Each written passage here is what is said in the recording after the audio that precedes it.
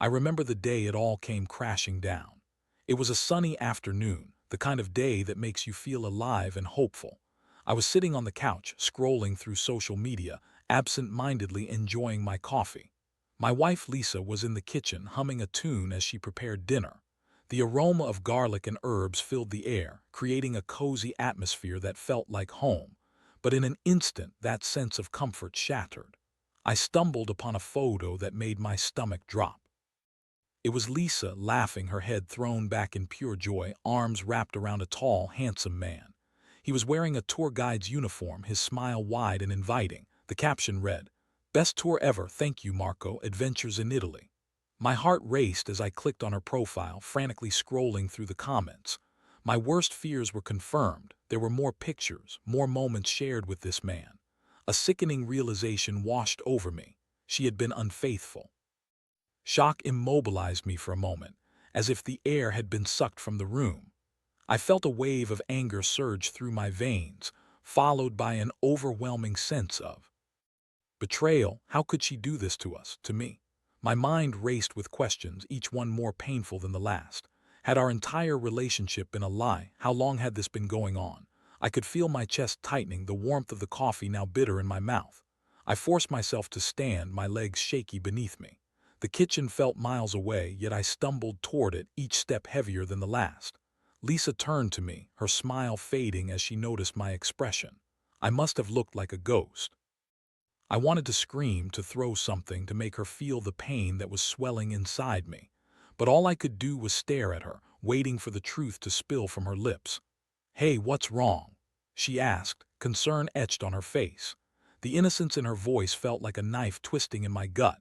I opened my mouth, but no words came out. Instead, I pulled my phone from my pocket, thrusting it toward her, the screen displaying the damning evidence. Her eyes widened as she took in the photo, the realization dawning on her. "I can explain," she stammered, her voice suddenly shaky, but I didn't want to hear her explanations. All I could feel was the heat of betrayal coursing through me, the disbelief that the woman I loved could be capable of such deception. "Explain what, Lisa?" I shot back, my voice low but seething. "How you spent our anniversary in Italy with this tour guide? How long has this been going on?" My questions hung in the air, heavy and suffocating. She opened her mouth to respond, but the words seemed to die in her throat. I didn't mean for it to happen. It was a mistake." She finally stuttered, her eyes darting away from mine, avoiding the intensity of my gaze.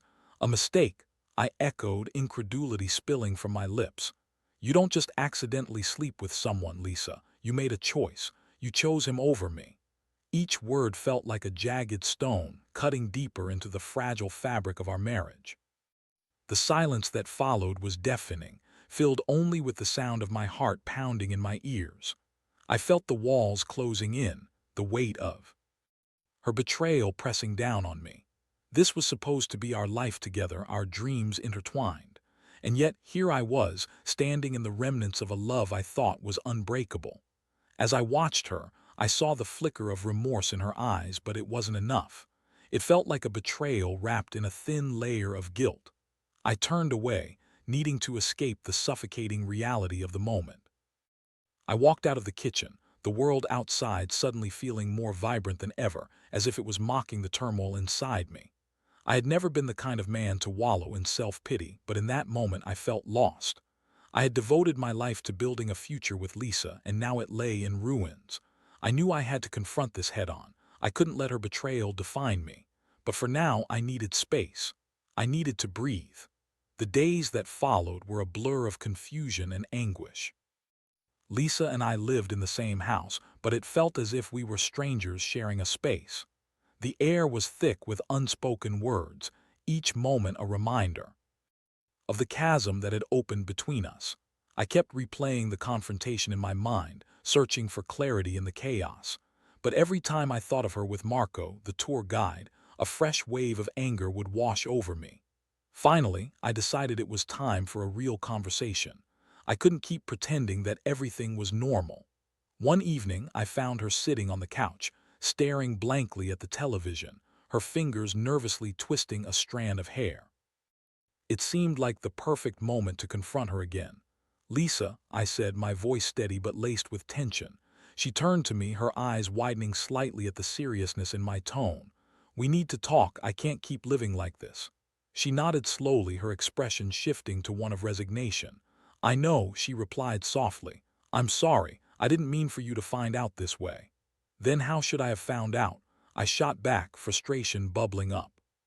Should I have just been blissfully ignorant while you were off gallivanting with some guy?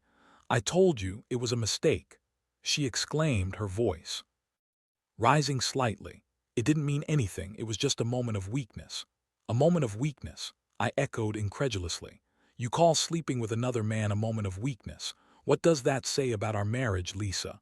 Tears began to pool in her eyes and I felt a flicker of sympathy, but I quickly extinguished it. I didn't want to feel sorry for her. I wanted her to understand the gravity of what she had done. Look, I know I messed up, she said, her voice trembling. But can't we work through this? I love you and I want to fix this. I made a terrible mistake, but it doesn't mean I don't care about us. I took a deep breath, trying to process her words. You love me? I asked, incredulous. How can you say that after what you did? You've shattered the trust we built over years. How can I believe anything you say now? I'll do anything to make it right, she pleaded, desperation creeping into her voice. I'll go to counseling. I'll tell you everything you want to know. Just please don't give up on us. Her words hung in the air, and for a moment I felt the weight of the decision before me. I had loved Lisa fiercely, and the thought of losing her was unbearable. But the betrayal felt like a wound that would scar our relationship forever. Could I really trust her again? Do you understand what you've done? I asked, keeping my voice steady. You've hurt me in a way I never thought possible. I don't know if I can ever look at you the same way again. I know, and I'm so sorry, she said, tears streaming down her cheeks. Please, I'll prove to you that I can be the wife you deserve. Just give me a chance. I felt torn, my heart battling my head. Part of me wanted to believe her, to give her the benefit of the doubt. But another part of me screamed that I deserved better than this. I had been faithful, committed, and yet here I was, facing the consequences of her choices. Lisa, I need time to think, I finally said, my voice quiet. I can't promise anything right now. She nodded, her shoulders sagging in defeat. I understand, she whispered, and I watched as she turned away, her back to me, the distance between us palpable. That night I lay in bed, staring at the ceiling, my mind racing. I thought about everything we had built together, the vacations we had dreamed of, the plans we had made. I couldn't help but wonder if they were all just illusions. The trust I had placed in her felt like a fragile house of cards, now crumpled and scattered across the floor. Days turned into weeks, and the silence between us grew heavier. I found myself withdrawing further, retreating into my thoughts, replaying every moment of our relationship. I realized that I had been living my life for her, and now I felt lost. Then one evening, as I sat alone in the living room, I made a decision. I was tired of feeling like a victim in my own life. I had always dreamed of traveling, exploring new places and cultures. We had even planned a trip to Greece, a place I had longed to visit. But now I felt a burning desire to reclaim that dream, to take control of my life again. I decided to cancel our vacations. It was time to move on. The decision to cancel our vacations was both liberating and painful. I had spent countless hours planning those trips, envisioning the adventures we would share, the memories we would create. But now, every time I thought about those destinations, I felt a knot tightening in my stomach. They were tainted by her betrayal, and I couldn't bear the thought of stepping foot in a place that had been meant for us, now forever overshadowed by the shadow of Marco. One evening, I sat at the kitchen table, staring at the travel brochures that had once excited me. The vibrant images of sun-soaked beaches, ancient ruins, and bustling markets now felt like reminders of a life that no longer existed. I picked up the brochures one by one, flipping through the pages, recalling our conversations about each destination. Greece, Italy, Spain, each place had been filled with promise, but now they felt like a cruel joke. I took a deep breath, steeling myself for what I had to do. I called the travel agency, my heart racing as I explained that I needed to cancel our upcoming trips. The agent on the other end was polite, but I could hear the confusion in her voice. Is everything okay? she asked, concern evident. I hesitated, unsure of how much to share. It's a personal matter, I finally said, my voice steady. I just need to cancel. Of course, she replied, and I could hear the tapping of keys as she processed the cancellations. I felt a mixture of relief and sadness wash over me. It was done. Those trips were no longer a part of my life, and with that realization came a strange sense of freedom. But freedom came with its own challenges. I found myself grappling with the idea of moving on without Lisa. The thought of traveling alone felt daunting, yet exhilarating. I had always imagined exploring the world with her by my side, but now I was faced with the prospect of doing it alone or with someone else. As I contemplated my next steps, I thought about the friends I had lost touch with over the years. I had always prioritized my relationship with Lisa, often neglecting my friendships in the process. But now, with the weight of betrayal still fresh, I felt a pull to reconnect with those old friends. Perhaps I could invite someone to join me on my travels, someone who could help me rediscover the joy of living. I picked up my phone and scrolled through my contacts, landing on an old friend, Sarah. We had known each other since college, sharing countless adventures and late-night conversations. We had drifted apart as life took us in different directions, but I remembered her adventurous spirit and infectious laughter. I hesitated for a moment, but then I sent her a message, inviting her to join me on a trip to Greece. To my surprise, Sarah responded almost immediately. "I'd love to. When are we going?" The enthusiasm in her reply ignited a spark of excitement within me. I felt a sense of anticipation that had been missing for so long. As the days passed, I found myself planning the new trip with Sarah. We exchanged ideas about what to see and do, and with each conversation, I felt a sense of liberation. This was my chance to reclaim my happiness, to step out of the shadow of my past.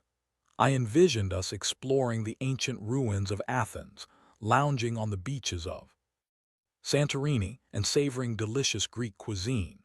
In the midst of planning, I began to take stock of my life. I started working out again, rediscovering a passion for running that I had neglected. I filled my weekends with activities that brought me joy, hiking, visiting museums, and reconnecting with friends. Each small step felt like a victory, a way to reclaim the pieces of myself that had been lost in the wake of Lisa's betrayal. But as I prepared for my trip with Sarah, I also faced moments of doubt. What if I was making a mistake? What if I was just trying to escape my pain instead of truly healing? I grappled with these thoughts, but I reminded myself that this journey was about rediscovery, about learning to live for myself again. The night before I was set to leave, I sat on the edge of my bed, staring at the suitcase I had packed. It felt strange to be embarking on a new adventure without Lisa. I thought about the memories we had created on previous trips, our laughter, our shared experiences. But now, those memories felt like echoes of a different life, one that I was ready to leave behind. With a deep breath, I closed my suitcase, determination flooding through me. I was ready to embrace this new chapter, to explore the world on my own terms. I knew it wouldn't be easy, but I was willing to take that step. The next morning, as I stood at the airport gate, I felt a mix of excitement and apprehension. This was a new beginning, a chance to reclaim my happiness. I was stepping into the unknown, but for the first time in a long time, I felt hopeful. As the plane touched down in Greece, a wave of excitement washed over me. The sun was shining brightly, illuminating the stunning landscape of whitewashed buildings against the deep blue sea. I could hardly believe I was finally here, ready to embrace a new adventure without the weight of betrayal hanging over me. Sarah was already waiting at the airport, her radiant smile matching the sun outside. "Welcome to Greece," she exclaimed, pulling me into a warm hug. The embrace felt comforting, a stark contrast to the coldness that had enveloped my life back home. We quickly grabbed our luggage and headed out to explore. The air was filled with the scent of fresh herbs and grilled meats, and my stomach growled in anticipation. As we wandered through the bustling streets of Athens, I felt a sense of liberation. The vibrant culture, the laughter of locals, and the rich history surrounding us ignited something within me. I had spent so long in the shadows of my past that I had forgotten what it felt like to truly live. We visited the Acropolis, standing in awe of the ancient ruins that had withstood the test of time. I marveled at the Parthenon, imagining the stories it held within its stone walls. Sarah and I took countless photos, capturing moments of joy and laughter that felt genuine and untainted. Each snapshot was a reminder that I was reclaiming my life, one beautiful moment at a time. In the evenings, we explored the local tavernas, indulging in delicious Greek food. I savored the flavors of moussaka, tzatziki, and fresh seafood, each bite a testament to the joy of experiencing something new. Sarah and I shared stories over glasses of ouzo, laughter filling the air as we reminisced about our college days. One night, as we sat on a rooftop terrace overlooking the Acropolis, the city twinkling beneath the stars, I felt a profound sense of peace. The weight of my past began to lift, replaced by a growing sense of self-discovery. I realized that I had been so focused on what I had lost that I had forgotten to appreciate the beauty of life and the opportunities it still held. "Isn't this amazing?" Sarah said, breaking into my thoughts. "I'm so glad we did this." "Me too," I replied, a smile spreading across my face. I needed this more than I realized. As the days passed, we traveled to the islands, hopping on ferries and soaking in the sun. We explored the stunning beaches of Santorini, the crystal-clear waters inviting us to dive in and leave our worries behind. I felt alive in a way I hadn't experienced in years, the thrill of new adventures igniting my spirit. One afternoon, we rented a small boat to explore the coastline. As we sailed along the sparkling waters, I took a deep breath, letting the wind whip through my hair. In that moment, I felt a sense of freedom I hadn't known I was missing. The ocean stretched endlessly before me, and I realized I was finally charting my own course. Sarah and I shared deep conversations during our island-hopping adventures. We talked about relationships, dreams, and the importance of self-love. She encouraged me to reflect on what I wanted for my future, to consider the lessons I had learned from my past. I appreciated her support. It felt good to have someone who understood the complexity of my emotions. One evening, we found ourselves at a beach bar, the sound of waves crashing against the shore creating a soothing backdrop. As we sipped cocktails, I noticed a group of locals dancing nearby. The music was infectious, and without thinking, I stood up and joined them, laughing as I let go of my inhibitions. Sarah followed suit, and soon we were lost in the rhythm, the joy of the moment enveloping us. I realized then that I was transforming. I was no longer the man defined by betrayal. I was becoming someone new, someone who could embrace life and all its uncertainties. The more I let go of my past, the more I felt the weight of sadness lift from my shoulders. Each sunset brought with it a sense of closure, a reminder that every ending can lead to a new beginning. As I stood on the beach one evening, watching the sun dip below the horizon, I felt a surge of gratitude. I was grateful for the experiences that had led me here, for the lessons learned, and for the friendships rekindled. In those moments, I found clarity. I understood that moving on didn't mean forgetting. It meant embracing the journey, allowing myself to heal, and opening my heart to new possibilities. I was ready to redefine my future, to build a life that was authentically mine. The trip was more than just a vacation. It was a pivotal moment in my life. With every laugh, every adventure, and every new experience, I was piecing together a version of myself that had been lost. I was learning to love life again, to find joy in the little things, and to appreciate the beauty of being free. As the trip drew to a close, I felt a bittersweet pang in my chest.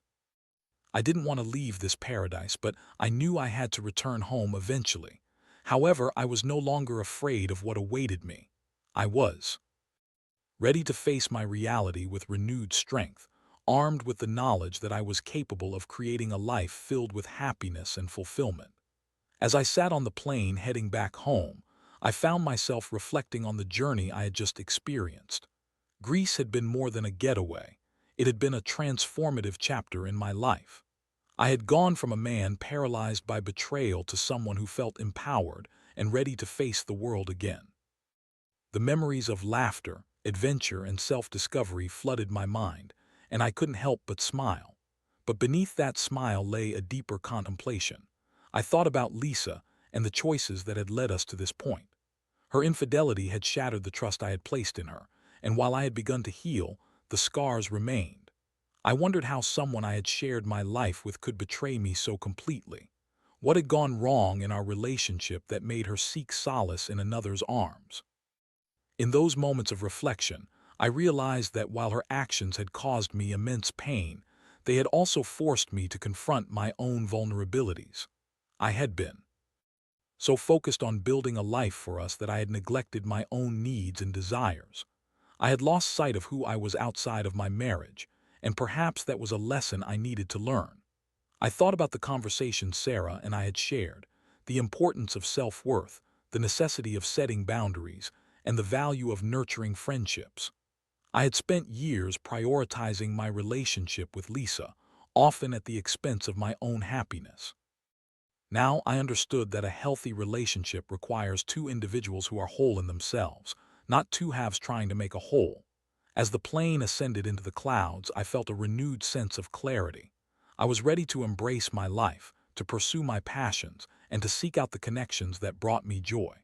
The journey to self-discovery was just beginning, and I was excited to see where it would lead me.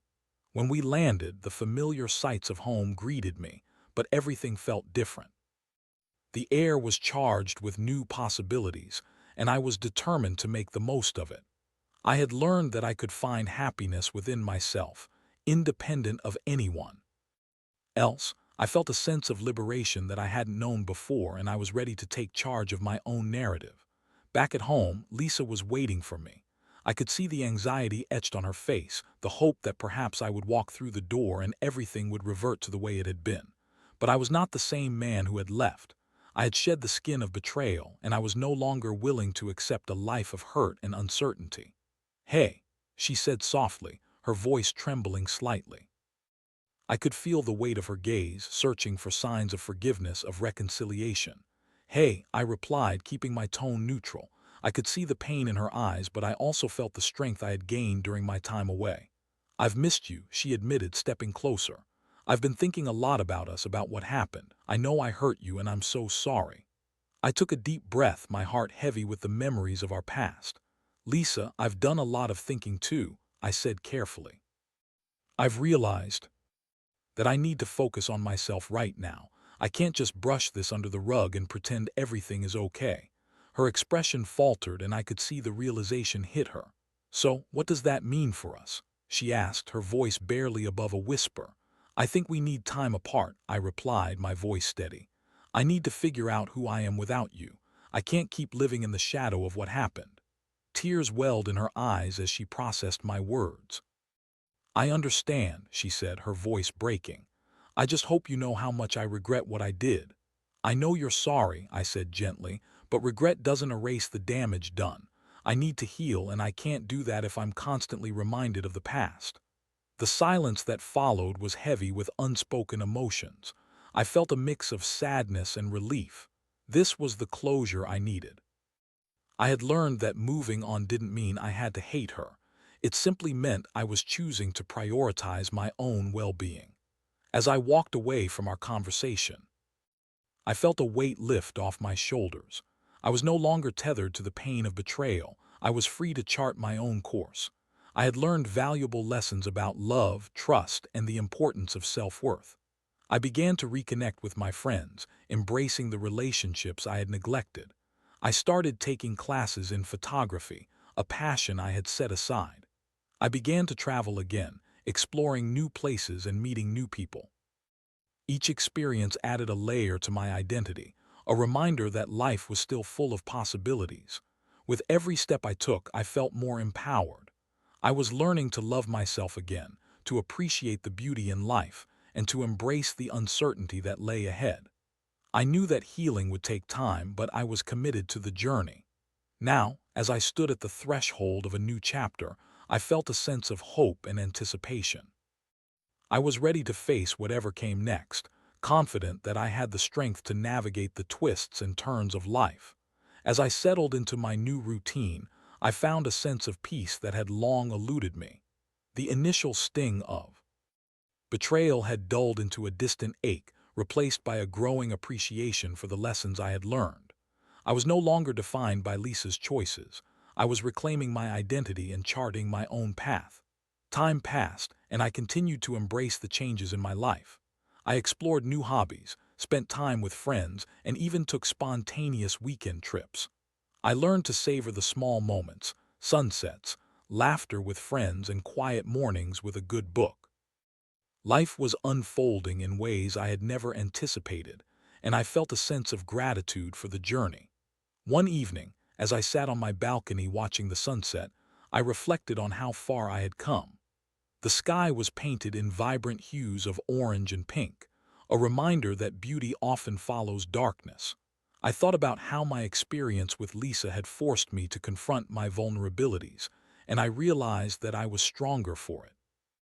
I had learned the importance of self-love and the value of nurturing my passions, and I was finally becoming the person I had always wanted to be.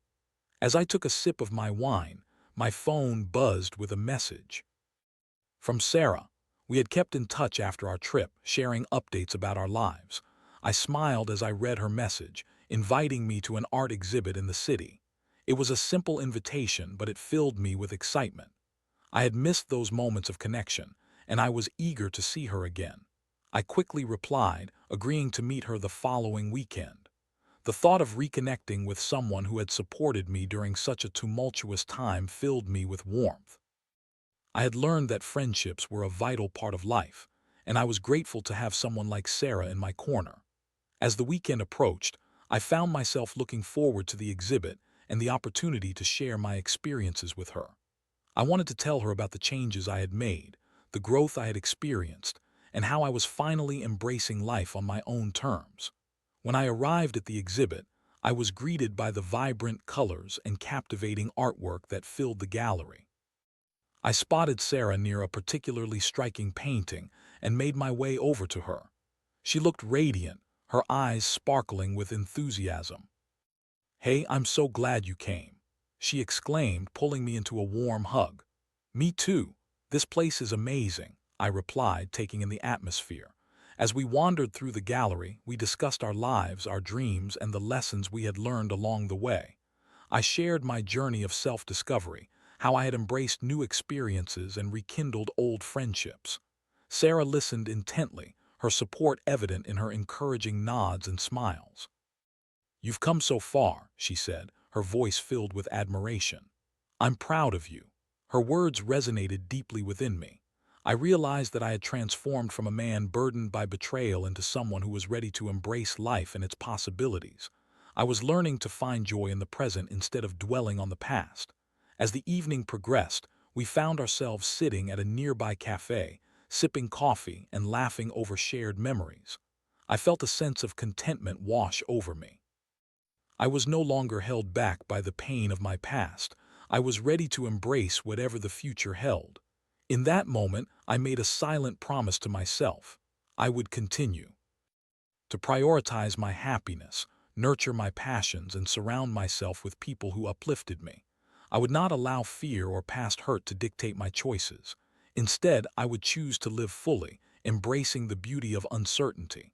As I left the cafe that night, I felt lighter, as if a weight had been lifted from my heart. I was ready to move forward, to explore new horizons, and to create a life that was authentically mine. The journey of healing was ongoing, but I was no longer afraid. I had learned that life is filled with ups and downs, and that each experience shapes us into who we are meant to be. I was ready to embrace the next chapter, to continue growing and evolving. As I walked home beneath the stars, I couldn't help but smile. I had faced my demons, learned from my pain, and emerged stronger on the other side. I was at peace with my past, hopeful for my future, and excited for the adventures that lay ahead. I was ready to embrace life, fully and unapologetically. And with that, I knew I was finally moving forward.